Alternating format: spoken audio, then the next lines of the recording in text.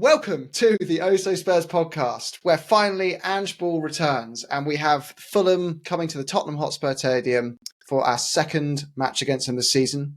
We're going to be discussing that, along with whether Jurgen Klinsmann is dead to Spurs fans after playing Son for 90 minutes with an injury, the other injuries in the squad, how we're going to get on without Yves Bissouma, which youth players could potentially step into the first team at the moment, and should we sell or keep Hoijberg? And we may even top it up with the big XG debate. Is this XG table everyone's passing around a misrepresentation of us, or are we really that good? Anyway, we've got Don Paratici with us today in the form of Si. How are you, mate? Hello, mate. Got the Cockney Paratici in the house today, so good to see you. Good to see you too. And we've got Stu as well. How are you, mate? All good, all good. How you doing? I'm doing very well, thank you. Someone actually asked me. I'm doing well. I'm so excited to have Ange Ball back. Having to watch Gareth Southgate makes it even more, exciting that you've got some real football to watch again. We'll start with Fulham, shall we? As they're just around the corner on Monday. Do we expect a very different result to what we did the last time we played them, Si, or are you expecting a tough game? Yeah, I don't think it'll be an easy game, and I think there could be aspects of it that are similar, but I think it will be two very different teams, and I don't think you can read anything into the cup game. Two B-sides out. Maybe we have more of a B-side than they did, and maybe that's the one fly in the ointment from this season that we could look back on and say that Ange might have done things different. I think Fulham will play not a massively defensive low block, but I think they will play a sort of a mid block. They'll let us have it in our defensive third, allow us to come on, keep it narrow, push us out wide, and then they'll attack us on the transition if they can get it off us in wide spaces and attack in behind us. That's how they've tended to play the last couple of seasons.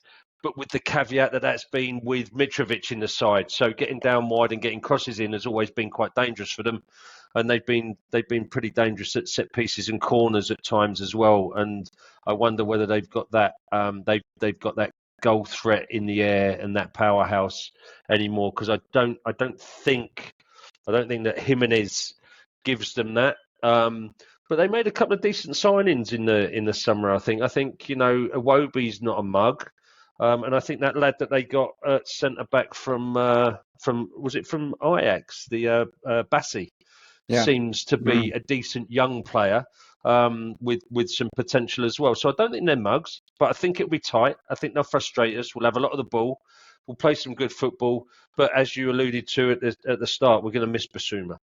He's a guy that unlocks things for us, and I think we're gonna have a lot of weight on Maddison's shoulders to try and unlock that narrow, tight Fulham defence.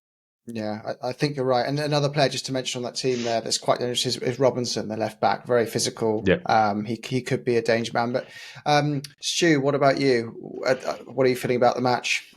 Yeah, I'm fairly confident. I think the fact that the game's on Monday instead of Saturday or Sunday gives all the players who went away a bit more time to rest up. Whoever's carrying a knock a little bit longer to recover. I don't think the cup game is anything we need to worry about. Different teams. I don't think if anything, it'll be more of an incentive for them to kind of try and put things right. I think it'll be fine. I think it won't be easy. I don't expect it to be like the first 10-20 minutes against Luton. I think it'll be a much harder game. And there are players like Willian that you're always scared of coming back to haunt us for the nth time since he ran away from his hotel room. But yeah, I think ultimately we should have enough in the team to get a result. I think, like you touched on there, Stu, there's so many things that could go in the way of just creating the script, isn't there? There's the Willian situation as well as that.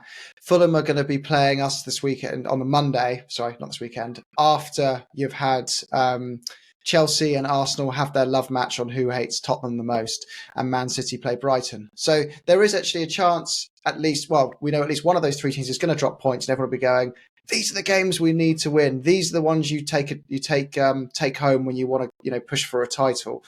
So there are those kind of banana skins. It feels there to happen, but that's the same with every game, isn't it? I think it's very easy just to look and make reasons for that. Like you guys, I think I'm feeling there's no easy game in the Premier League, and we're all waiting for that first Ange game where we go, that was the one where, we just walloped someone. And the Celtic fans have said it happens. You have this game where you go 3-0 up or something, and you just keep going and keep going. And there's someone saying, stop, they're already dead, shouting from the sidelines. I don't think it's going to be that game yet. But Leave it, Spurs, he's had enough. No, he's had enough. Now you mug. I don't think we're quite there yet. Does a lot of this, though, side depend on whether Sonny's fit, or do you think we've got enough without him? We should have enough without him, but that said, he's been a bit of a talisman this season, hasn't he? And I think if you don't have him going through the middle in that number 9, I wonder what you do, because Richarlison. Listen, you guys know my view on Richarlison. I've been talking about it all season. Wanted to give him a go. I feel for the fella, I really do, but he can't trap a bag of cement at the moment, and I wouldn't trust him through the middle. And Sonny causes problems. He'll stretch the defence. He'll make good runs. So I think it'll be a big miss if he's not there, given that Johnson might not be 100% fit and might be on the bench rather than starting. I think that if that's the case, it limits our options in terms of movement and pace up front. Yeah. And you, Stu, do you think it's going to be an issue if, let's say, the worst case scenario happens and we find Romero's on the bench and we find that Sonny's not fully fit either, and then we look on our left wing and we obviously have some issues over there as well. Do you think and with Bissouma out, do you think there's a world in which this game suddenly looks very difficult, or are you confident some of those guys are going to be back? I think it could potentially be a little bit closer to what we wanted in the cup game, where we would have preferred 4 or 5 turnover rather than an entire team. And I think if there are 3 or 4 different faces in the side, that it gives them a better chance than that full turnover, and it gives them, a chance to stake their claim, because Bissouma is going to miss another game when he does come back, because he's 1 yellow card away from a suspension. So whoever comes in for him will get another shot relatively soon. If it is dire to come in for Romero, gives him, a shot to try and earn a move away in January, or at least get people interested in him on a free next summer. On the left wing, if Gilles gets his chance, then, it gives him a chance to really stake a claim that, no, we don't need to go out in January and buy a left winger. So I think there's people out there with things to play for. And, it could even be an opportunity for Felice to come in at number 9 and turn out to be the superstar we're hoping for 6 months earlier than we're expecting to see him. So yeah, there's opportunities. On the flip side of it all, there's the potential all those players are fit, obviously except Bissouma, who's going to be missing, and you've got Johnson on the bench, Hill on the bench, and suddenly our squad starts to look really, really deep and strong again. I've been watching a lot of the youth team lately, and maybe we'll discuss this one when DJ's back, but Santiago looks a real danger on the left wing, and I'm surprised he hasn't really been given even 20 minutes just to show what he could do. Susut Bell on the right also seems like a really good option. And of course, Jamie Donnelly, if you don't watch our youth team, and he is like a Harry Kane regen. It's bizarre. The first few games I watched him, I was like, what position is this guy? Is he a creative midfielder? Is he a striker? And all these similarities, scores or assists in every single game, and just looks miles ahead of everyone else on the pitch. But sorry, Si, you were going to say something there, I think. No, I was going to chuck in Donnelly before you said it. You said him. I think he's getting massive press right from the youth team. I think he's scored 1 goal and 6 assists in 6 games, and then he had a stormer against Colchester in the EPL as well. 2 goals and an assist there, and apparently he just looks the real deal.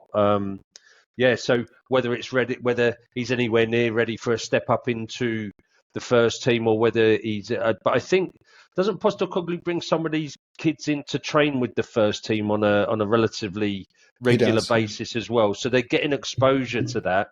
So I haven't seen a lot of the youth team, or I haven't taken maybe as much interest as you have, Jim, there. But that's the name that stood out to me when I was doing a little bit of research, a little bit of reading. Every single time you Google Spurs youth team, Donnelly comes up loads. Yeah. And like you're saying there, I think Ange has integrated them into the first. Well, we know he has integrated him into the first team and other players. And if they're ready, I think Andrew would be one of the first managers in the Premier League to put a youth player forward and give them a chance. But it's a difficult position to give for them to get their teeth into, isn't it? That any game in the middle of the park in that type of position, you could get found out quite quickly. So I think he'll treat players like Donnelly in that sort of position with a little bit of kid gloves and take it really, really carefully with him. But it could be something for the future, definitely. You're going to say something there, Stu, I think. No, I think that I've watched quite a bit of the young youth teams, and I think it's still quite a big step up for these players. I mean, if you look at the games, they are very wide open, which they have a lot more time on the ball than they would get in the Premier League. Right. So I think it's a big ask to expect them to walk straight in and be able to kind of play and give those kind of results. I think Santiago has been unlucky because left wing, we probably had more players who could play there than anywhere else in the entire squad. But I think he's probably the closest one to maybe being ready. And Donnelly, he's a Madison Kane combo, isn't he? Hybrid. He could do either of those roles. I mean, he looks an absolute star in the making. I just think maybe it would be better for him to go somewhere for 6 months and get, loan out of the spotlight of 60,000 fans screaming if his first touch goes badly, and build up some confidence in men's football before he really gets a shot. Yeah, I think there's partly this. We're used to Spurs, the Spurs of not entire Spurs history, but the Spurs of, say, about 10, 15 years, maybe probably 15, 20 years ago, where we were a mid-table side, and therefore a mid-table side you expect young players to always be in the squad coming up from your academy, and you're looking at the teams above you, and they didn't really do that so much. Obviously, Class 92, case in point, that's kind of debunks that whole point of mine. But you get my point. As we're at such a level now, I just think you're right. It's so much pressure and such a high standard to put these young players into that maybe it is too early. And we've still got other great young players that we've bought, like Brian Hill, who are waiting for their opportunities to get a run of games. So yeah. What's the reports on Hill in training? You see the some reports that he's really ripping it up in training, and Ange is very impressed with him. But you never know whether that's a bit of clickbait. I don't know how he's been doing, but from the reports I've read, Ange seems to be quite impressed with his attitude, with his application, and maybe we just haven't seen the player that people were raving about in Spain. I agree with that.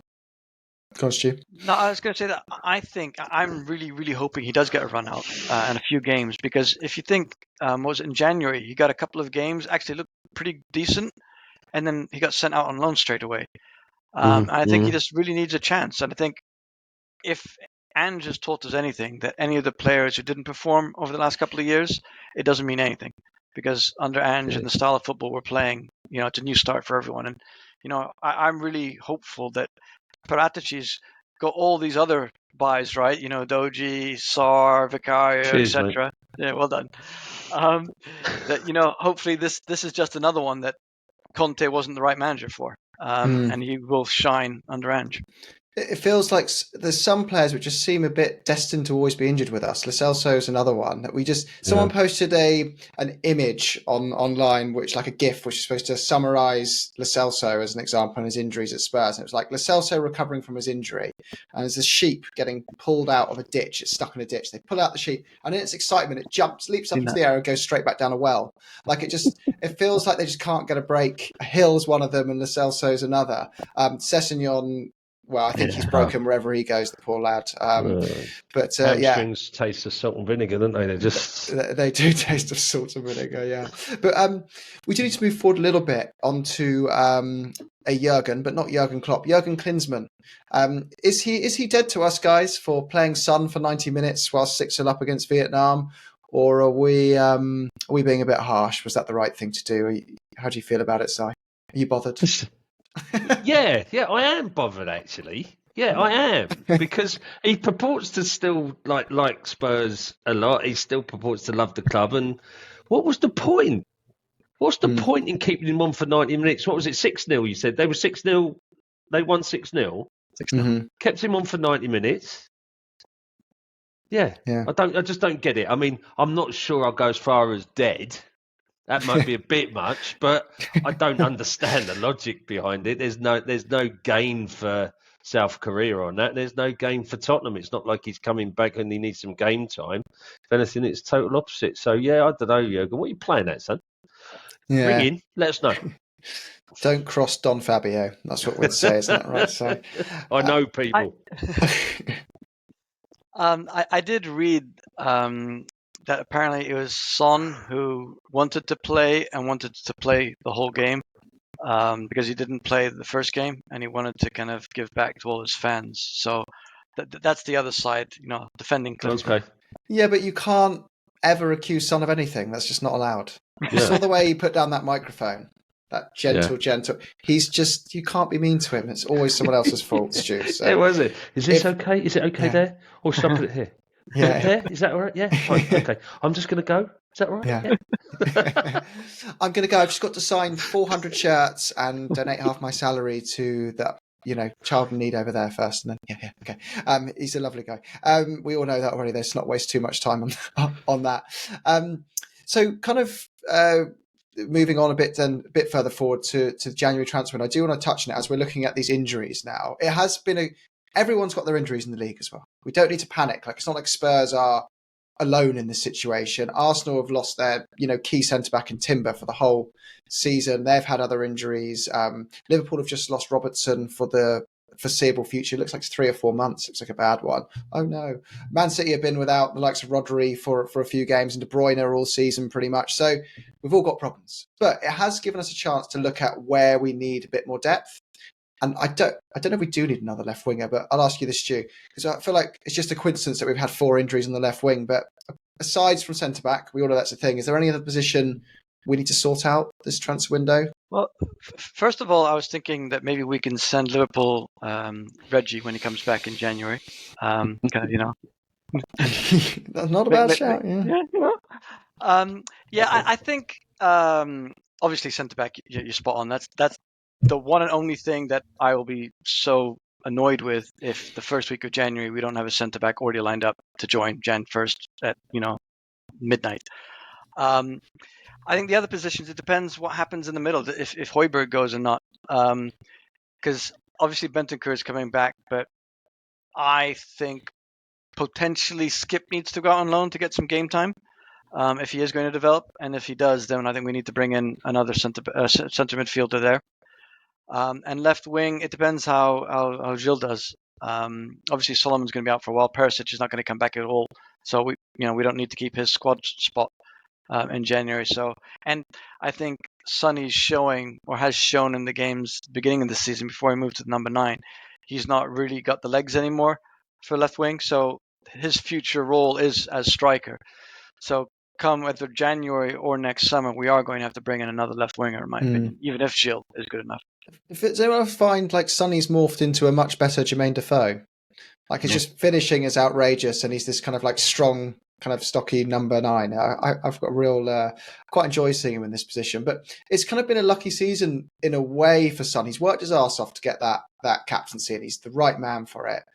But I feel like if on the left wing it was looking a bit like, oh no, it's not going to work. It wasn't going for him. He's lost his legs. And I'm just so grateful that he's found this space as number 9, because otherwise I think we'd be in this dilemma of, do we drop him? It's been 8 games since he scored a goal again and all that starts. But I'm just so glad it's working out number 9. But do you think we do need to sign another striker, or is Feliz this kind of person that's supposed to break through and be a bit more of a plan B option for when Sonny's unavailable? I think it's come too soon for Felice, if I'm honest. I think he needs a bit of nurturing, a little bit of kid gloves to get him in there. I mean, he's well thought of in Argentina, and I think he could be, a really good focal number 9 for us. I think that we're short in that space with Sonny. With Richarlison's it's not for me, and I don't know where you play him. I think it's 60 million down the drain for us, and I don't even know if you could out him for anywhere near what we paid him. Definitely not, So I think, is that a cut the loss? Maybe. The other areas, I'm not going to touch on centre back. I think we all agree on that. I think we might be a little bit light at left back, if I'm honest. So Udogie is great. Is he, once the FA Cup comes around, if we have a good run in the FA Cup, does he play every game? Davis is solid enough, but he's not the type of left back that Ange wants. So a left back might be on the cards. And with the central midfield question, it does depend a little bit on Hoijberg and Skip. What happens with those two? Does the African nations play anything in this as well? Because I think we lose Sarr and Bissouma to the African nations, right? We do. Selection, all being selected, but Bentancur coming back, it's like a new signing. Fair enough, but he's going to take us a little bit of time to get up and running. So maybe there's a central midfielder there. I don't know if it's a marquee signing or another backup. But yeah. So I think that for me, I don't think left wing. I think if you give Hill his head, he'll do a job for us. I think. Yeah, I get the impression from we don't seem to be desperately scouting left wingers. We seem to be keeping tabs on a couple, which kind of seems to be the approach of let's see how Hill gets on. I'm getting the vibe of, but I could be completely wrong. Maybe Ali Gold knows a bit more. But go on, Stu. No, I was going to say, I think the problem is that we've spent 175 million quid net already this year. So I don't think there's going to be that much money in January to buy a centre-back, a left-back, a centre midfielder, a left winger, a striker. I think most of these are not going to be addressed until the summer. I think the centre back is going to happen, and then the other ones, I think it depends on who gets sold. Yeah, it does. And I know people in the comments section saying, well, we could spend more money, all that kind of stuff starts. We're not getting into that. But the fact is, we know we're not going to go drop another 100 million quid this January. So let's just be realistic about what's actually going to happen. It will be a net spend window. We've got 12.5 million quid for Sanchez. I think that was good money considering how far he'd fallen in stock. Even though he's a great guy and nothing against him. But I do have some thoughts that if we were to sell Hoijberg, it wouldn't be the silliest thing in the world if you had a replacement that you knew you could get for the money. That's because he's a versatile midfielder, but he doesn't really fit any role perfectly well. So Bentancur and Sarr are interchangeable. Wouldn't it be nice to have a Bissouma interchangeable player who's truly a bit more of a like-to-like option to give him some competition? And if HG, he was meant to come on the pod tonight, but had some technical issues. But he made a good point. He was saying, like, is Richarlison destined for Fulham? Because Marco Silva loves the guy, right? He's signed him twice before. They need a number 9 desperately. Could that just be cut our losses, take 20-25 million quid, we'll bite your hand off for that, and can we have that centre back, by the way, that wanted to go to Monaco? But that could be a good shout, Jim. Given the fact that when they had Mitrovic, they'd like attacking wide. When I was doing a little bit of reading for the preview, they like to get wide. They really attack those the wide spaces. They're good from corners. They're good from free kicks. And Richarlison can only score with his head. So maybe that's an option. He just seems to suit their style of play. He suits the manager who trusts him. He's got some resale value left. He's still a big marketing name. He's still big in Brazil and all that stuff. I think it could happen. So yeah, maybe. Let's watch this space. Another topic before we kind of go on to score prediction stuff, though, was this XG table has been going around a lot lately. And it's, as I think John Bass was saying on the Fighting Cock, it's called copium from other fans, that Tottenham are doing well. They can't handle it. So their drug is just to find anything they can to take the shine of what we're doing and find an excuse for it. And ours is the XG table. So what it shows, if you haven't seen it yet, is that if you base the table on XG alone, we would be 5th or 6th in the table. So they've been beating us with that stick. But obviously, that doesn't include things like having a really good striker who takes more chances than others, having a really good goalkeeper who saves more shots than others. It's like saying, well, if you had an average goalie and an average striker, you'd be 6th. Well, we don't. But anyway, what do you make of it, Si? Well, I think it's a data point, right? And it's a data point amongst hundreds of data points that the clubs look at. And I think what happens there is that the broadcasters, they're looking for an angle, right? They're looking for correlation isn't causation. right? So the fact that the XG is there and we're top of the table, it's not because of that. It's not because we're overperforming on XG. We might be, and that is a contributing factor to that. But then take into account all of the other data points, the XG against, the attacking in the final third, the progressive passes, all of that stuff that goes into the data analysis that the teams do for the management team. Because if you think about it, if it was just XG, you wouldn't need a data analytics team sitting at the club, sitting down, doing all of that, and a whole team behind it. So so first of all, it's an indicator of how you're doing in terms of what quality of chances you're creating for for the team. And what will happen is, over a period of time, 8 games is not enough to really have a solid XG indicator within the season, because the more data you get, the more valid that becomes. The broader the distribution, and if you're looking at normal distribution, then they'll be the statistical outliers. Then take care of themselves over a season, and your XG will largely pan out and give you what you're looking for. It's just, if you look at anything in isolation, it's like, people with massive big toes have got huge cocks. Well, in my case, it's true, but it's not. It's not everybody. Case in point. Exactly. But yeah, it's a point. You take anything in life, one data point, and you can then extrapolate that out, and it doesn't actually mean anything in terms of our league position. There's a correlation, but there's no causation with that. I think also that, after 8 games, it's so skewed by the few amount of games played. Look at Arsenal. They've had how many penalties, which obviously make their XG increase substantially. We've had a couple of penalties a game. Isn't it? Yeah, it's 0.8. exactly. The XG is 0.8 for a penalty. I think. And they've had, I think, at least 4. We've had 2 against. So obviously that's really high against us for conceding. Yeah. So I mean, after 8 games, it doesn't really give you any idea. It gives you kind of a general idea, but over 38 games, it'll be closer to the truth than after 8.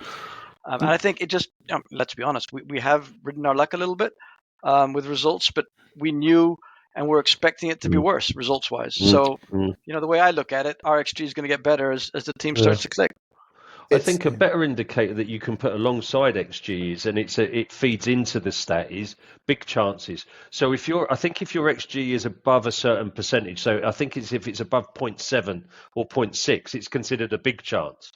Then if you look at the amount of big chances you convert, that's a much better indicator of how good your strikers are, or not, as the case may be. And we've missed quite a few big chances this season. So you could argue that we're not as prolific in front of goal as maybe we could or should be. Yeah. Well, there's also just one massive anomaly that everyone decides to ignore, and that's that Everton would be 4th in the Premier League if we base the table on XG. So unless the same gooners saying that we're in a false position, they are also arguing that Everton are better than them this season and should be above them, but through pure luck. Quite right. So that part of XG I agree with, because I think when you look outside the top 2... The part that supports my argument, I'm really on board with that. Oh, anyway, they're busy loving each other with the "who hates Tottenham most" thing at the moment. But that's quite worrying for them, is because Chelsea on XG are one of the best teams in the league, and they've got to play them this weekend. So. I don't want to talk about them because I hate to say it, but they are looking They are starting to look a lot better, aren't they?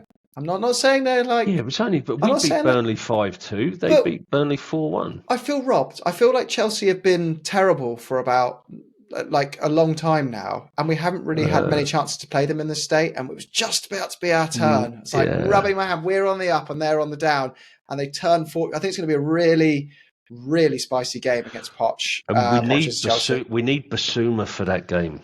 Yeah, we do. Rest him against Palace. I know you don't agree, Jim, but rest him against Palace. I would definitely rest him against Palace. I never, unless it's like we're 5-0 up on aggregate in a 2-leg thing, I never think you should rest key players in a Premier League match assuming you're going to win it. Because is it better? But we can't lose against... please, Jim, we're going to be in the ground together. We can't lose against Pochettino his first visit back to the lane, can we? We're not going to lose without Bissouma. We'll still be fine. And I'd rather be missing a key player at home than I would away from home as well. That's my other thing. I think Palace will be a tough game, and he'll be a miss for that game. No I think doubt. we need him. So No doubt, but I will be more upset with the loss against Chelsea than I would against Palace. yeah, but we're going to beat them anyway. Doesn't matter who's playing in the field. So trust me. No, Mystic Jim has spoken. Mystic Jim's back. I've literally thrown it away there. So should we finish off some score predictions for the Fulham game? Yeah, That'd be a nice one to finish on. Stu, I'll start with you, mate. Yeah. How do you reckon it's going to go? And you've got to give me a goal scorer as well. Yes, if any. I think it's going to be a tough one. I think it's going to be, again, having to come back from a goal down. And I think we're going to win 2-1. And the headline writers have got a dream goal scorer for the winner because it's going to be Destiny. Destiny. There you go. Destiny's child. And Destiny man of the match as well for you, Stu, then I'm guessing? Yeah, definitely. I thought you were going to say Vicario man of the match and Destiny, the winning goal scorer. You're Italians. And Von de Ven clearing it off the line last There minute. you go. Yeah. How about you, Si? Tight game, 2-1 to us. I think we'll go 2-0 up and concede maybe a little bit late on. Scorers, Sonny and Kulu. Kulu with a winner. Nice. Yeah, I'll go for a clean sheet this time. I'm going to go for 2-0. But I'm going to say it'll be 1-0 up early. Then we'll have that, come on, we're going to steamroll them now kind of attitude. And it will be really tight. And we'll be thinking, oh no, old Tottenham concede in this situation and it finishes 1-1. But later on in the 83rd to 90th minute, we score that second goal just to put it to bed. Yeah. That's what Don't forget that HG wanted us to mention that he called it 3-1. He couldn't get on tonight because of the tech issues, but he did say that he was going to call it 3-1. So we'll stick that out there for you, HG. Yeah, good. And thanks for tuning in again, HG. Sorry we couldn't have you on.